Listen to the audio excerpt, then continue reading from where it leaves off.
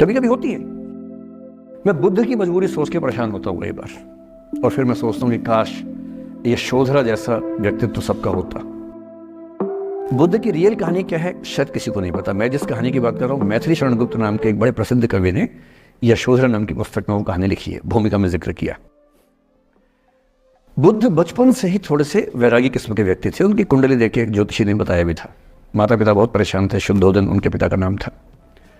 माता पिता ने बहुत कोशिश की कि इस बच्चे का मन विरक्त न हो। अच्छा महल बनवाया, सारी सुविधाएं दी। जैसे ही बुद्ध थोड़े से किशोरावस्था में आए, उस समय की दुनिया की सबसे खूबसूरत महिला से, लड़की से, यशोधरा से उसकी शादी करवा दी। यशोधरा के पिता ने काफ़ी एग्जाम लिए बुद्ध जी के, वो सारे एग्जाम में पास हुए, तब जाकर शादी हुई, ऐसे नहीं हुई। शादी हुई तो बुद्ध भी ठीक था, रमे रहे उस जीवन में। बेटा हुआ उनका राहुल। अब बुद्ध की विरक्ति का भाव बढ़ता जा रहा था। 29 साल की उम्र के आसपास ऐसा हुआ कि उन्होंने एक मृत व्यक्ति को देख लिया, एक बूढ़े को देखा, एक भिखारी को देखा, एक बीमार को देखा। विरक्त हो गए और उनका मन हुआ घर छोड़ दूं, ज्ञान की खोज में चला जाऊं। अब ज्ञान की खोज में जाएं, उनको पता है कि भाई मेरी पत्नी भी है, मेरा बेटा भी है, राज्य भी है, कैसे छोड़ दूं? छोड़ना जरूरी है। अंदर की आवाज है कि छोड़ो, तुम इस चीज के नहीं बने हो, तुम्हारा स्वधर्म कुछ और है। बाहर की जिम्मेदारी है कि छोड़ नहीं सकते। मैं अनुमान करता हूं कि बुद्ध ने शायद अपने पिताजी से कहा हो कभी कि पिताजी मैं बहुत परेशान हूं, छोड़ना चाहता हूं। तो पिता ने समझा बुझा के मना किया होगा कि बेटा शोभा नहीं देता, ऐसा मत करो। हो सकता है पत्नी से भी बात की हो, पत्नी ने भी कहा हो कि ये क्या बात हुई, हम सबका जीवन तुम पे टिका है, बच्चा अभी बिस्तर से भी नहीं उतरा है, अभी तो चलना भी नहीं शुरू किया है, तुम ऐसी बात कर रहे हो।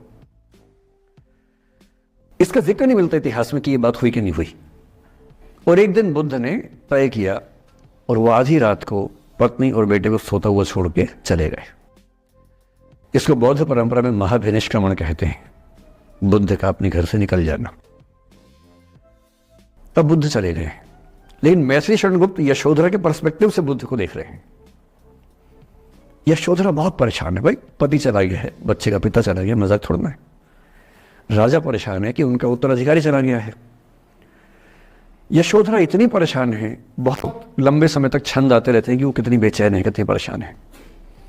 लेकिन यशोधरा की सबसे बड़ी परेशानी इस बात से नहीं कि बुद्ध चले गए, इस बात से है कि बिना बताए चले गए, भरोसा नहीं किया। और वो अपनी सहेली से कहती है, सिद्धि हेतु स्वामी गए, यह गौरव की बात। मुझे गर्व है कि मेरा पति इतने महान काम के लिए गया है। सिद्धि हेतु स्वामी गए, यह गौरव की बात, पर चोरी चोरी गए, यही बड़ा व्याघात। सखी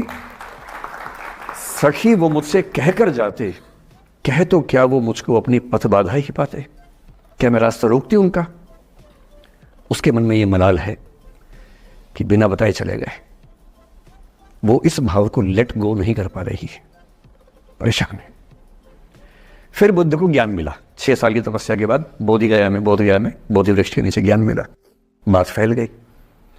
जो 5 शिष्य बुद्ध को छोड़ के भाग गए थे उनके बुरे वक्त में, उन्हीं 5 को बुद्ध ने सबसे पहले ज्ञान दिया सारनाथ में, जिसको धर्म चक्र प्रवर्तन कहते हैं। बुद्ध की ख्याति बढ़ने लगी। शुद्धोदन ने बुद्ध के पास, अपने बेटे के पास कई लोगों को भेजा ये कहने के लिए कि भाई यहां भी तो आओ, हमसे भी तो मिलो।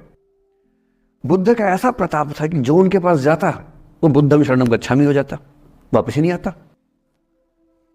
तो फिर शुद्धोदन ने बुद्ध के बचपन के एक दोस्त को ये कह के भेजा, भैया मैं जानता हूं तुम वापस नहीं आओगे, पर प्रभावित होने से पहले बोल देना कि पापा याद कर रहे थे। तो वो गया, उससे वायदा निभाया, हो तो गया, बुद्ध के संग में दीक्षित हो गया, पर वायदा निभा दिया। तो बुद्ध ने कहा जरूर जाऊंगा, पिताजी के आगे तो जाऊंगा ही जाऊंगा।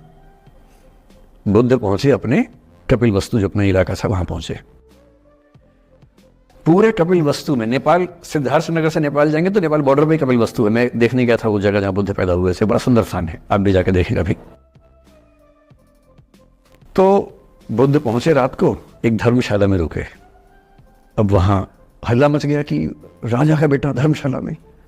बुद्ध ने कहा भाई मैं देखो राजा का बेटा बन के नहीं आया हूं, मैं बुद्ध बन के आया हूं। सुबह उठ के भिक्षा मांगने लग गए उस इलाके में, अपने ही पिता के राज्य में। पिता ने सिर पीट लिया कि भाई क्या कर रहे हैं। फिर बुद्ध ने सूचना भिजवाई कि मैं बुद्ध हूं, बेटा हूँ संयोग से, ठीक है, मैं आ रहा हूँ मिलने के लिए, पर मैं बुद्ध होके आया हूँ, मेरी चर्या है, नियम है, मैं भिक्षा से ही जीवन जीता हूँ अपना। ठीक है, पिताजी ने कहा चल कोई बात नहीं। फिर बुद्ध गए पिता से मिलने, पिता से मिले, सबसे मिले, भरी सभा में, लेकिन यशोधरा नहीं आई मिलने के लिए, लेट गो नहीं कर पा रहे थे।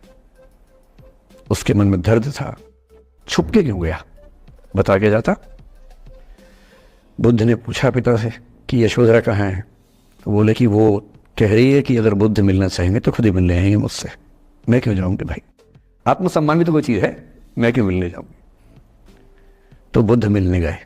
सोचिए कमरे में यशोधरा बैठी है, राहुल साथ में। अब राहुल थोड़ा सा बड़ा हो गया है, 6-7 साल का है। बुद्ध गए हैं। अब आपके मन में आ रहा है कि बुद्ध वहां जाके बोलेंगे सॉरी मैंने गलत किया, I hurt you, I really feel sorry.